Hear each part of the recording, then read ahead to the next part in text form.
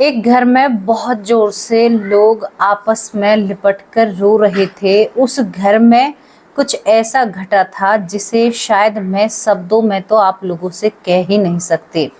आज की स्टोरी जहां पर एक घर में सब कुछ तबाह हो जाता है और लग रहा था सब कुछ बिगड़ जाएगा, सब कुछ खत्म हो गया है, क्योंकि जवान महिला घर से गई थी और उस महिला ने भी खुद एक ऐसा कदम उठाया था जिसकी शायद उसे आगे चल के बहुत भारी कीमत चुकानी होगी।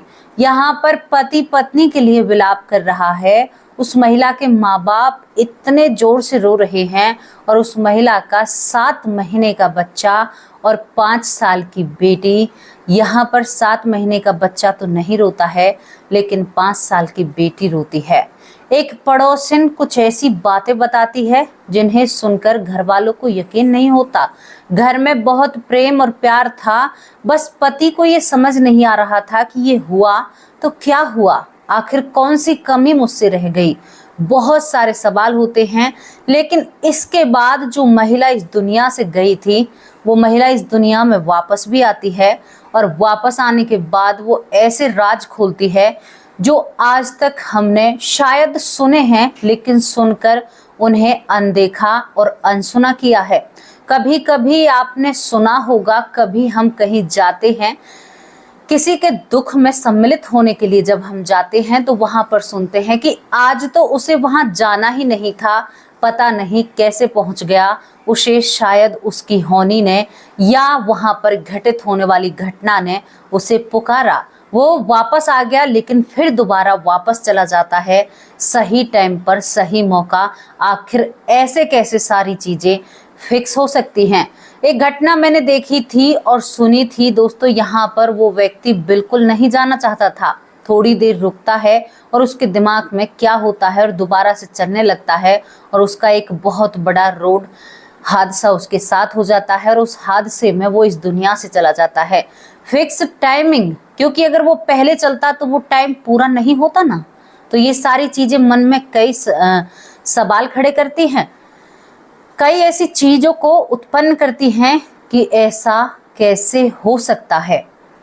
आज एक ताज्जुब की बात आप लोगों को ऐसी बताएंगे जिसे सुनकर शायद मेरा परिवार, जो मेरे परिवार के सदस्य हैं और जो मुझे ना जानने वाले हैं, वो भी ये कहेंगे कि हाँ भाई, आपने कुछ ना कुछ बातें, कुछ ना कुछ सारी बातें सही कही हैं।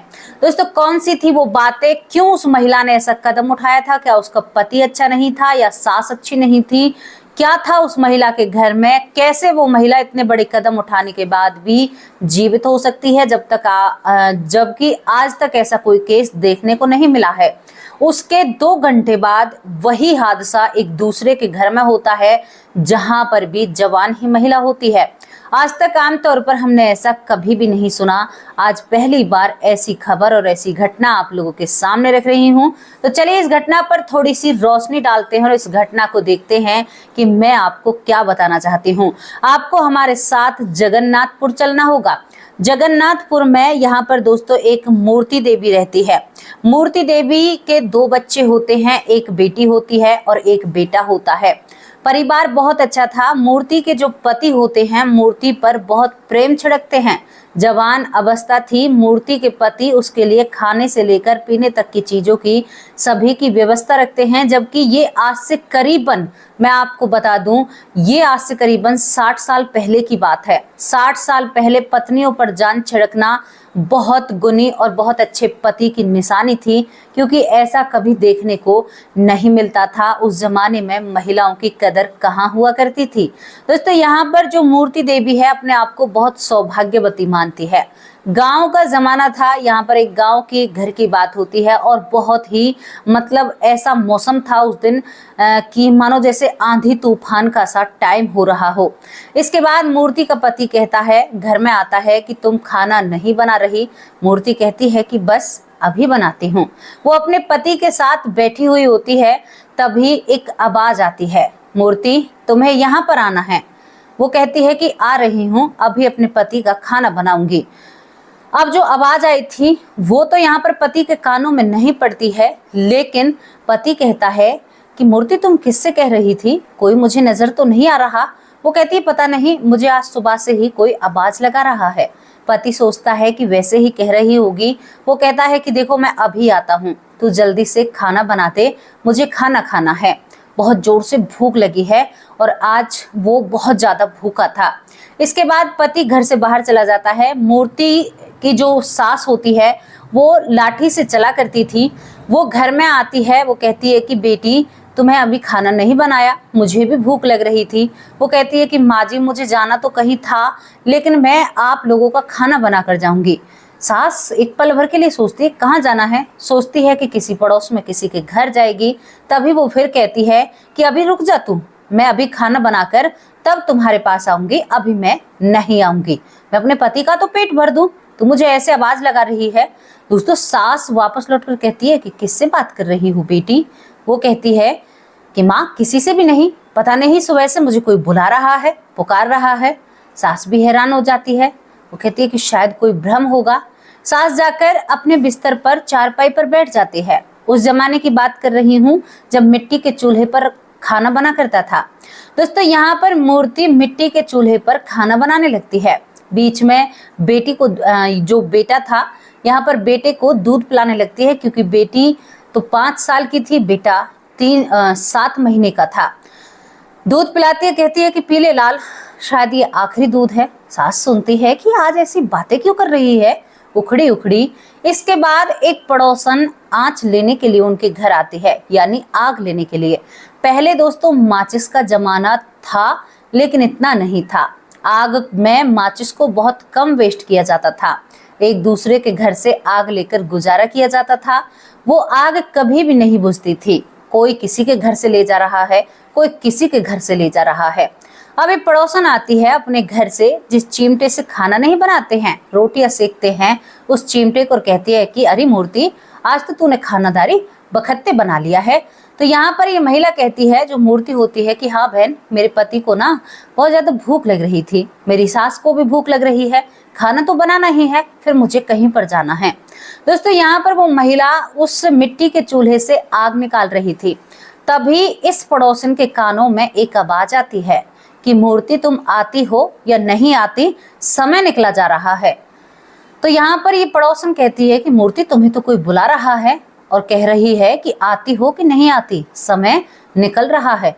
मूर्ति कहती है कि हाँ बीबी, मुझे तो ये सुबह से ही आवाज लगा रही है, अब तो मुझे जाना ही होगा, इसकी बात नहीं मानूंगी तो फिर बहुत बुरा होगा। यहाँ पर ये पड़ोसन भी ये समझती है कि कोई इसकी जानकार है, ज्यादा ध्यान वो भी नहीं देती है और उस आग को लेकर वहां से चली जाती है। दोस्तों सब कुछ सामान्य था, कुछ भी इधर उधर नहीं लग रहा था। थोड़ी देर बाद उस पड़ोसन के कानों में आवाज पड़ती है कि मूर्ति तो इस दुनिया से चली गई। जो घर में खुंटी थी, खुंटी से ही अपने आप को इस दुनिया से दूर कर दिया। अब यहाँ पर पूरे गांव में सनसनी मच जाती है। पूरे गांव में होता है कि भाई वो तो बहुत अच्छी महिला थी, उनके घर में तो कोई लड़ाई ही नहीं थी। अरे 7 महीने का बेटा है, कैसे बड़ा होगा, अरे उसका पति कैसे करेगा, वो तो बहुत लाड करता था, मूर्ति ने ऐसा क्यों किया। और ये हल्ला पूरे गांव में मच जाता है। दोस्तों शाम का वक्त था, शाम के वक्त कोई अंतिम संस्कार भी नहीं कर सकता था, क्योंकि अगर घर वालों के बिना इजाजत के अंतिम संस्कार किया तो एक बहुत बड़ी चीज पैदा हो जाती, उनको शक होता।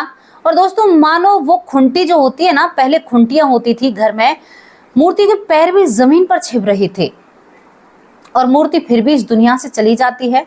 अब यहाँ पर घर वालों को खबर पहुंचाई जाती है, जो मूर्ति के मायके वाले होते हैं वो भी करीबन रात को 11 बजे वहां पर पहुंच जाते हैं। पहुंचने के बाद वो विलाप करते हैं, रोते, रोना झींकना इतना सब कुछ वहां पर चल रहा था कि क्या मैं आपको बताऊं, क्योंकि जवान लड़की थी उनकी, 2 बच्चे थे, क्या होगा, कौन सा खाना, ना पति ने खाना खाया था, ना सास ने खाना खाया था, ना किसी ने कुछ किया था। 2 मासूम बच्चे जिनकी तरफ पूरा गांव देखकर रो रहा था। अब सब लोग मिलकर फैसला लेते हैं कि जो मूर्ति का शव है उसका सुबह ही अंतिम संस्कार होगा। लेकिन रात का जो मंजर था वो काफी भयानक था। मैंने कहा था आप लोगों से कि आंधी आने की सी संभावना थी। उस दिन गांव में लग रहा था कि ये रात बहुत काली है, ये रात बहुत डरावनी है। मूर्ति का जो पति होता है वो अपनी पत्नी से बैठकर कहता है, उसके सबके पास बैठता है और कहता है कि मूर्ति, मैं तो एक मर्द हूं, मैं तुम्हारे लिए खुलकर रो भी नहीं सकता। तुम अगर मेरी जगह होती तो कम से कम अपना सीना या चीख चीख कर तुम रो तो लेती, लेकिन मैं ये हक से भी दूर हूं। तुमने ऐसा क्यों किया? मेरे प्यार में कौन सी कमी रह गई? क्या मुझसे गलती हुई? कम से कम मुझे मेरी गलती की सजा तो देती, मुझे बताती तो सही कि मुझसे क्या गलती हुई है। तुमने ऐसा क्यों किया मूर्ति? मैं बहुत दुखी हूँ, बहुत परेशान हूँ। मैं कैसे इन बच्चों का पालन पोषण करूंगा, कैसे पालूंगा इन बच्चों को? और वो रोने लगता है।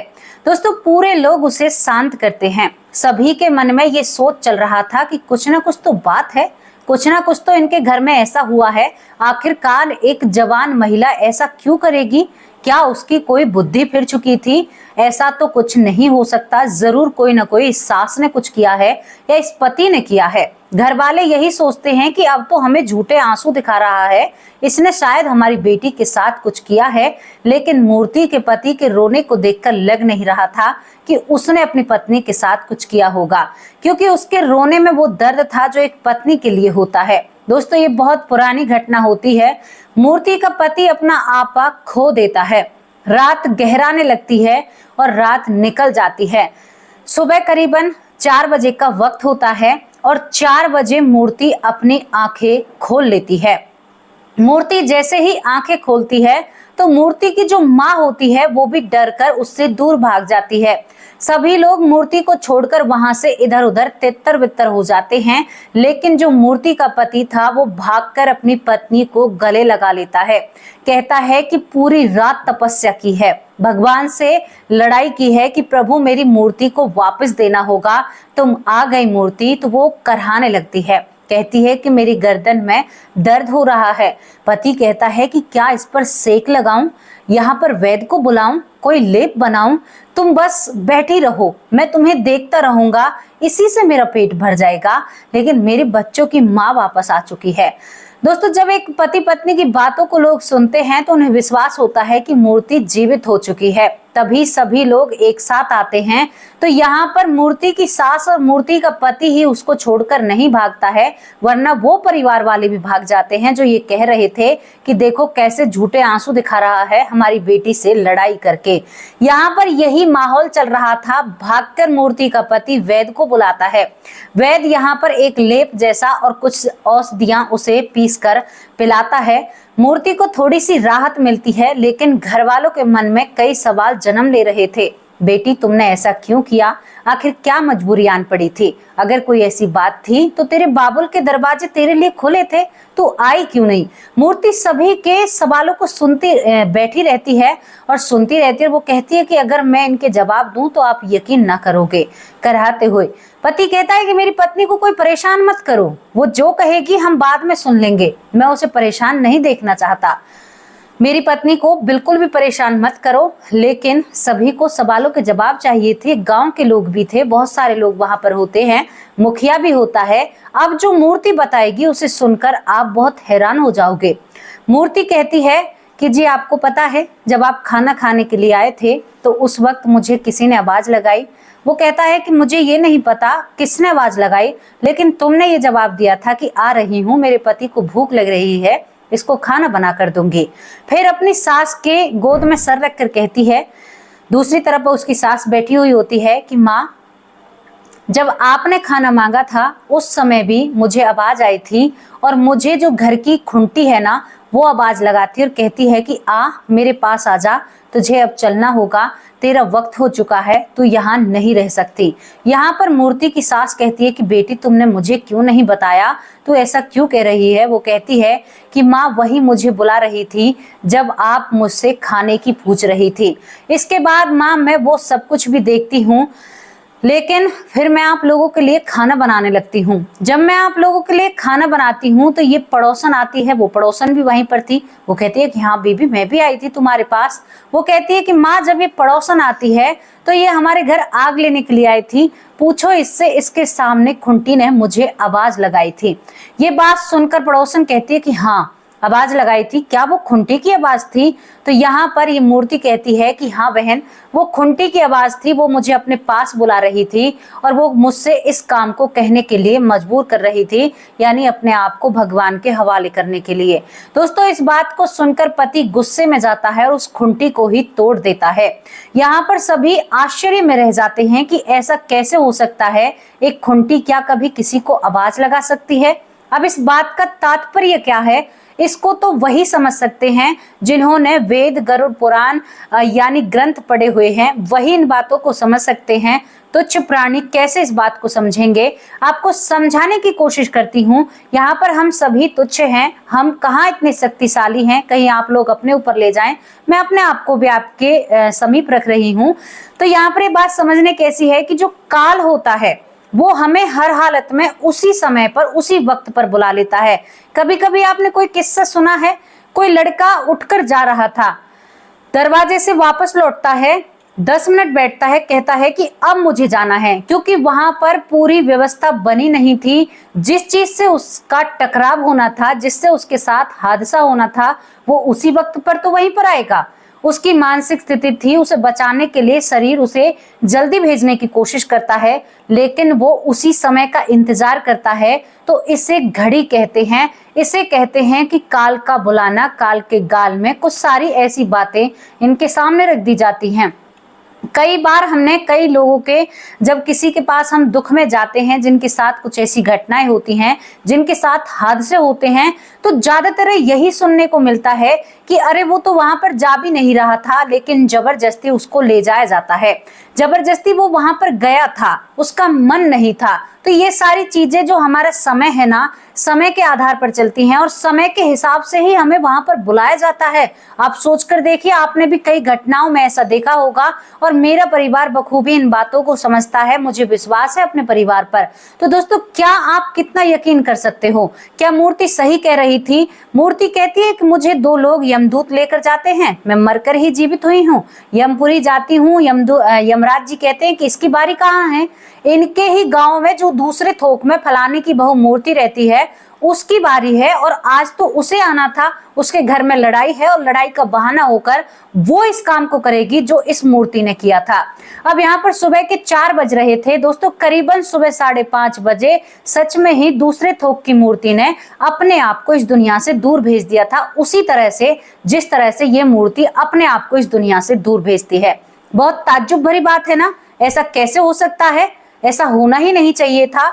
बहुत सवाल जन्म लेते हैं, लेकिन उसने पहले ही बता दिया था कि उनके घर में कोई झगड़ा चल रहा है, क्योंकि जो दूसरी मूर्ति थी उससे उसके घर वाले इतना प्रेम नहीं करते हैं। उनके घर में बहुत ज्यादा वाद विवाद चल रहा था, जिसके चलते वो उसी तरह से इस दुनिया में चली जाती है। इस मूर्ति की गवाह बनती है वो आग लेने वाली महिला जो इनके घर से आग लेकर जाती है। तो आपको ये स्टोरी कैसी लगी थी? एक बच्चों की माँ वापस लौट कर आती है, लेकिन वो ऐसी हकीकत लोगों के सामने रखती है जो हकीकत आपको झंझोरने में शायद कामयाब होगी, आपको सोचने पर मजबूर कर देगी कि क्या ऐसा भी हो सकता है? हाँ मेरे भाई, ऐसा होता है और ऐसा होता आ रहा है। जिनके साथ हादसा या कुछ ऐसी घटनाएं होती हैं, उनके साथ कुछ पल ऐसे ही होते हैं कि उन्हें उनकी मृत्यु बुलाती है और वो मृत्यु के कहने पर चलते हैं और उस मृत्यु के कहने पर वो किसी की बात को नहीं सुनते हैं। अगर आपके घर में कोई समस्या या परेशानी चल रही है तो खासकर उस इंसान का ध्यान रखा कीजिए जिसके सर पर काल बहरा रहा है, जो गुस्सा है या लड़ाई कर रहा है, गुस्से वाला है, खासकर उनके साथ ये हादसे होते हैं। तो कैसी लगी ये स्टोरी? अपनी राय कमेंट बॉक्स में जरूर रखना। उन लोगों के नाम लेती हूँ जो लोग हमारे परिवार का हिस्सा हैं, रेगुलर कमेंट करते हैं। हमारे परिवार के सबसे बड़े सदस्य डॉक्टर सुरेश सोनी जो रूठ चुके थे, हमारे बहुत अच्छे भाई हैं, मेरे लिए हमेशा खड़े रहते हैं और कुछ ना कुछ किसी से कह भी देते हैं, लेकिन वो बहुत अच्छे हैं, आप लोगों को भी पता है और आप लोग भी समझते हैं। जब उन्होंने कह ही दिया कि मैं परिवार का सबसे बड़ा हूं, तो भाई उस बात को स्वीकार कीजिए, क्योंकि हम एक ही परिवार के सदस्य हैं।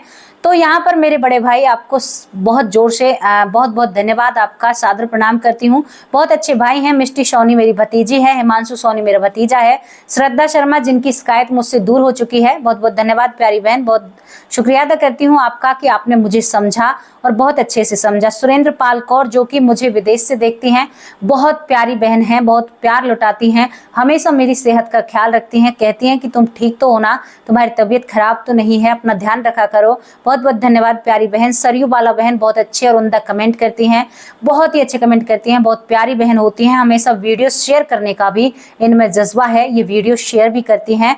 मंजू चौधरी मेरी बहुत प्यारी बहन है, इनके 2 बच्चे हैं जो मुझे मासी कहकर बुलाते हैं। बहुत बहुत धन्यवाद प्यारे बच्चों, आपकी लंबी आयु हो, आप हमेशा खुश रहें। बहुत अच्छा परिवार है मेरा। महेंद्र दीक्षित भाई रेगुलर कमेंट नहीं करते हैं, एक आधी दिन कमेंट करते हैं, लेकिन बहुत अच्छे कमेंट करते हैं। पारस जाखड़ बहुत उम्दा कमेंट करते हैं, रेगुलर कमेंट करते हैं, बहुत बहुत धन्यवाद। गीता उपाध्याय बहुत अच्छी बहन है, बहुत अच्छे कमेंट करती हैं।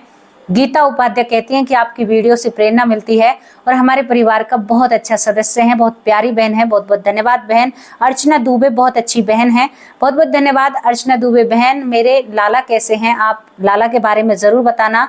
मधु उपमन्मा जो कि मथुरा से हैं, बहुत अच्छे कमेंट करते हैं, बहुत प्यारी माँ है। भूप सिंह भाई बहुत अच्छे कमेंट करते हैं, बहुत उम्दा कमेंट होते हैं। यहाँ पर हमारी बिमला दलाल माँ है जो हमेशा बहुत प्यार और प्रेम से मुझे बेटा कहकर बुलाती हैं। थैंक यू प्यारी माँ।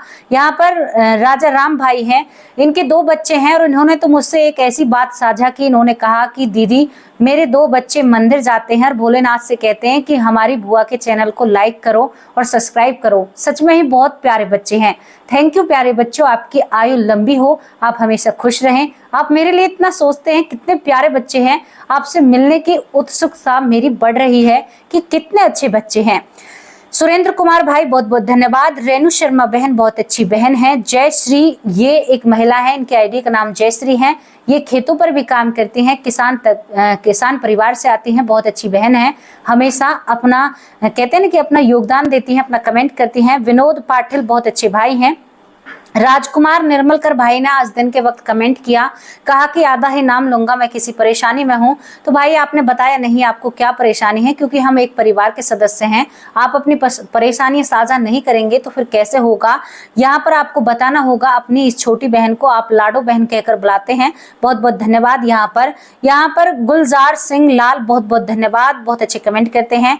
यशवंती माँ मेरी बहुत प्यारी माँ है। अच्छा, इनकी शिकायत थी कि बेटी आजकल आप मेरा नाम नहीं लेती हो, क्या मुझसे नाराज हो। अरे मेरी लाडली माँ, आपसे मैं कैसे नाराज हो सकती हूँ, और माँओं से बेटियां कभी नाराज होती हैं, कभी भी ऐसी कोई बात नहीं है। आप तो मेरी बहुत प्यारी माँ है। कभी कभार नाम रह जाते हैं क्योंकि बहुत सारे नाम होते हैं, आपका मैं रोज नाम लेती हूँ। यशवंती माँ बहुत अच्छी हो आप। रामायण कुशवाहा भाई बेटी कहकर बुलाते हैं, बहुत अच्छे कमेंट करते हैं, बहुत बहुत धन्यवाद भाई आपका। बहुत खुशी हुई आपके कमेंट को पढ़कर। यहाँ पर खुशी सिंह बहुत अच्छे कमेंट करती हैं। बबीता सिंह दिल्ली से ये भी बहुत अच्छे कमेंट करती हैं, नए घर में प्रवेश किया है, बहुत ढेर सारी बधाई हो बहन, आप हमेशा भगवान का नाम याद दिलाती हैं, बहुत बहुत धन्यवाद। सीमा अरोरा दिल्ली से बहुत अच्छे कमेंट करती हैं, मुझसे लड्डू बेटी सब कुछ कहती हैं और मुझे भी ये बहुत प्यारी लगती हैं। थैंक यू मेरी प्यारी माँ कहूँ या बहन कहूँ, आप मुझसे बड़ी हैं, बहुत बहुत धन्यवाद प्यारी बहन। ललिता यादव माँ जो कि हरियाणा से हैं, थैंक यू मेरी प्यारी माँ, आप भी बहुत अच्छी हो और आप मेरी बहुत प्यारी माँ हो, बहुत बहुत धन्यवाद। हरि नारायण भाई बहुत बहुत धन्यवाद। उमेश कुमार भाई बहुत अच्छे कमेंट करते हैं। किशोर चंद बहुत बहुत धन्यवाद। पुष्पा पांडे बहुत अच्छे कमेंट करती हैं, बहुत प्यारी बहन है। राकेश देवी बहुत बहुत धन्यवाद, राकेश देवी है इनका नाम। गीता जी बहुत बहुत धन्यवाद। उषा निर्मल बहुत बहुत धन्यवाद। महेंद्र प्रताप बहुत अच्छे कमेंट करते हैं। मंजू चौधरी दोबारा आ चुका है। ओम प्रकाश पटेल बहुत बहुत धन्यवाद। अरुणा भारती बहुत अच्छे कमेंट करते हैं। विभास सिंह ये भी बहुत अच्छे कमेंट करते हैं। योग माया शाहू जो उम्दा और बहुत बेहतर कमेंट करती हैं, इनके रेगुलर कमेंट आते हैं। हमारी नेहा बहन बहुत अच्छे कमेंट करती हैं। ज्योति श्रीवास्तव माँ जो कि दुबई गई हुई है और दुबई से भी हमें देखेंगी, बहुत अच्छा लगा बहन ये जानकर, मेरी प्यारी माँ आपके बारे में जानकर कि आप दुबई में रहते हो, ये हमें वहां से देखती हैं, बहुत अच्छा लगा। थैंक यू मेरी प्यारी माँ, हमेशा मुझे बेटी कहकर बुलाती हैं। सतपाल नारंग बहुत बहुत धन्यवाद। उर्मिला खड़का बहुत प्यारी बहन है, बहुत अच्छे कमेंट करती हैं। नीता कुंतल जो मथुरा से हैं वो भी बहुत अच्छे कमेंट करती हैं। पिंकी बहन बहुत बहुत धन्यवाद। ऐश्वर्या माँ हमेशा सपोर्ट करती हैं लेकिन कुछ दिनों से चैनल पर नजर नहीं आ रही हैं। रूमा रानी बहुत बहुत धन्यवाद। पुरुषोत्तम बहुत बहुत धन्यवाद। ज्ञान तारा सरस्वती ज्ञान का भंडार है और ज्ञान बहुत ही अच्छा, इनको हिस्ट्री का जानकारी है। सभी के बारे में ज्ञान रखती हैं, बहुत अच्छे कमेंट करती हैं। अंबिका प्रधान बहुत बहुत धन्यवाद। यहाँ पर बिटी का बॉस बहुत अच्छे कमेंट करती हैं, बहुत उम्दा इनके कमेंट होते हैं। बिटी का बॉस कैसी हो प्यारी बहन, बहुत बहुत धन्यवाद। सैनी भाई बहुत बहुत धन्यवाद। सुमित्रा पौर बहुत प्यारी बहन है। प्रवेश भाई बहुत बहुत धन्यवाद। आशा गुप्ता बहुत अच्छे कमेंट करते हैं। नीलेश सोलंकी बहुत बहुत धन्यवाद। मधु सागर बहुत अच्छे कमेंट करती हैं। यहाँ पर ज्योति मौर्य हमारी माँ है और बहुत बेटी की तरह मुझे मानती हैं, बहुत बहुत धन्यवाद प्यारी माँ, इतना लाड और दुलार करने के लिए आपका तहे दिल से शुक्रिया अदा करती हूँ। रेणु कौशिक बहुत बहुत धन्यवाद। यहाँ पर तारा देवी बहुत अच्छे कमेंट करती हैं। राधा मिश्रा बहुत प्यारे कमेंट, इनका नाम भी बहुत प्यारा है। यहाँ पर सुमन कुमारी बहुत बहुत धन्यवाद। पिजाऊ दास बहुत बहुत धन्यवाद, बहुत अच्छे कमेंट करते हैं। महेंद्र पांचाल बहुत अच्छे भाई हैं। लक्ष्मीकांत बहुत बहुत धन्यवाद। ममता बहुत अच्छी बहन है। और यहाँ पर मेरा पूरा परिवार बहुत अच्छा है, बहुत उम्दा कमेंट करता है। आप सभी का साथ और प्यार मुझे यहाँ तक लेकर आया है और मुझे यकीन है मेरे परिवार का साथ ना मुझे आगे भी पहुंचाएगा। एक दिन सच में ही हम साथ में चमकेंगे और मैं चाहती हूँ कि कभी भी आप मुझे ना भूले और मैं आपको ना भूलूं। मैं तो आपको नहीं भूल सकती, अब रही आपकी बारी। मेरा पूरा परिवार बहुत अच्छा परिवार है, सच में ही आप लोग बहुत अच्छे हैं। और यहाँ पर क्या कहूँ मैं आप लोगों के बारे में, आपने हमेशा मेरा साथ दिया है। बहुत बहुत धन्यवाद आप सभी का। अब कल हाजिर होंगे एक सच्ची और अच्छी स्टोरी के साथ। और ये घटना आपको कैसी लगी अपनी राय कमेंट बॉक्स में जरूर रखना। नमस्कार, जय हिंद, जय भारत।